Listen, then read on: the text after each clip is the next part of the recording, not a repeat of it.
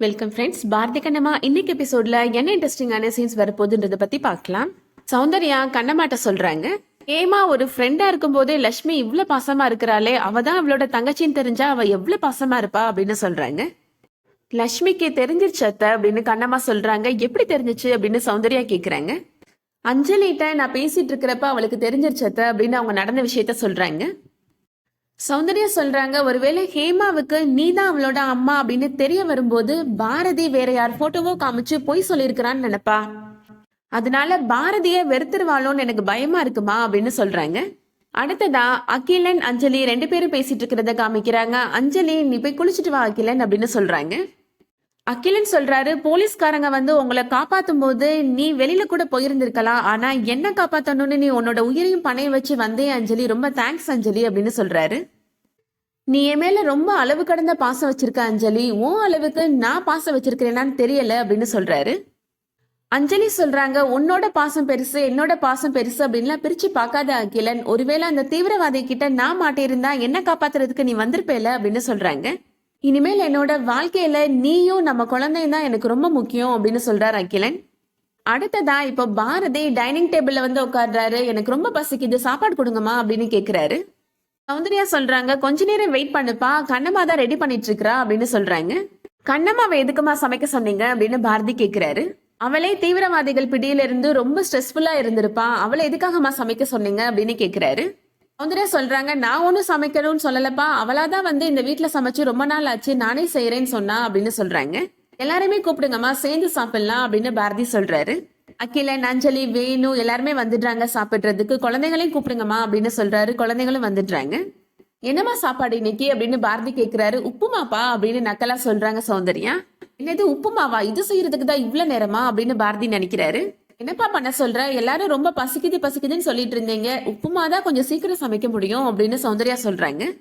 லட்சுமி சொல்றாங்க, என்னம்மா 2-3 நாளா நல்ல சாப்பாடே சாப்பிடல, இன்னைக்கு சிக்கன் மட்டன் சமைப்பேன்னு பார்த்தா உப்புமா செஞ்சு வச்சிருக்கிறேமா அப்படின்னு சொல்றாங்க. பாரதி சொல்றாரு, இதுக்கு தீவிரவாதிகிட்ட இருந்து அவங்க கொடுக்குற சாப்பாடே சாப்பிட்டுருக்கலாம் அப்படின்னு சொல்றாரு.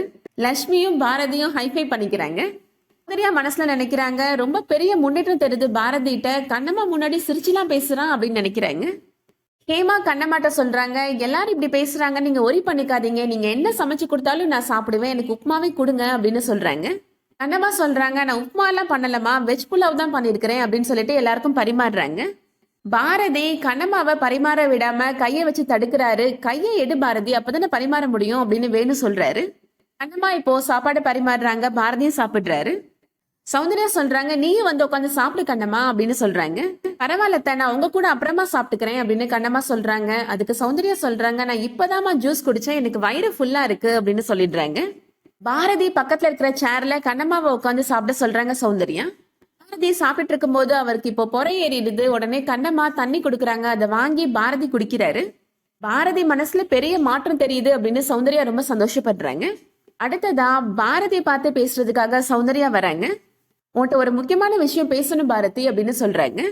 உனக்கும் கண்ணம்மாவுக்கும் 1000 பிரச்சனைகள் இருக்கு, அதுக்காக நீங்க பல வருஷமா பிரிஞ்சிருக்கிறீங்க, உங்க 2 பேரையும் சேர்த்து வைக்கிறதுக்கு நாங்க எவ்வளவோ முயற்சி பண்ணிருக்கிறோம் அப்படின்னு சொல்றாங்க. ஆனா நீங்க 2 பேருமே பிடிவாதமா முடியாதுன்னு தான் சொல்லியிருக்கிறீங்க அப்படின்னு சொல்றாங்க.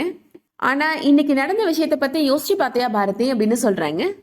பாம் வெடிக்கிறதுக்கு ஒரு சில நொடிகள் தான் இருக்கிறப்ப கூட கண்ணம்மா அவ உயிரையும் பொருட்படுத்தாம உன்னை காப்பாத்தணும்னு எவ்வளவு துடிச்சா அப்படின்னு சொல்றாங்க. கடைசியா உன்னையும் காப்பாத்தினா அப்படின்னு சொல்றாங்க. இந்த ஒரு காரணம் பத்தாதா பாரதி, நீ மறுபடியும் கண்ணம்மா கூட சேர்ந்து வாழ்றதுக்கு அப்படின்னு கேக்குறாங்க சௌந்தர்யா. கண்ணம்மா உன் மேல ரொம்ப அன்பா இருக்கிறா அப்படின்றது உனக்கும் தெரியும், நீ கண்ணம்மா மேல பாசமா இருக்கிற அப்படின்றது எங்க எல்லாருக்குமே தெரியும் அப்படின்னு சொல்றாங்க.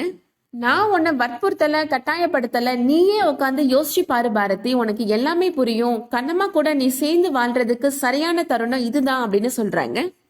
அடுத்ததா இப்போ பாரதி எழுந்து வராரு. அங்க ஹேமா லட்சுமி கண்ணம்மா 3 பேரும் பேசிட்டு இருக்கிறாங்க. ஹேமா கண்ணம்மாட்ட சொல்றாங்க, நீங்களும் லட்சுமியும் இங்க வந்து தங்கியிருக்கிறது எனக்கு ரொம்ப சந்தோஷமா இருக்கு சமையலம்மா அப்படின்னு சொல்றாங்க. டெய்லி நைட்டு தூங்கும் போது சாமி கும்பிட்டுட்டு தான் தூங்கணும்னு பாட்டி சொல்லியிருக்கிறாங்க, இன்னைக்கு நான் என்ன வேண்ட போறேன்னு தெரியுமா அப்படின்னு கேக்குறாங்க. நீங்களும் லட்சுமியும் இன்னைக்கு இங்க தங்கின மாதிரியே என்னைக்குமே பெர்மனண்டா தங்கணும்னு நான் கடவுள்கிட்ட வேண்டிப்பேன் அப்படின்னு ஹேமா சொல்றாங்க. ஹேமா அப்படி சொல்றத பாரதி பாக்குறாரு. கண்ணம்மாவும் சொல்றாங்க, நானும் இங்க தங்கி பல வருஷம் ஆச்சு அப்படின்னு சொல்றாங்க.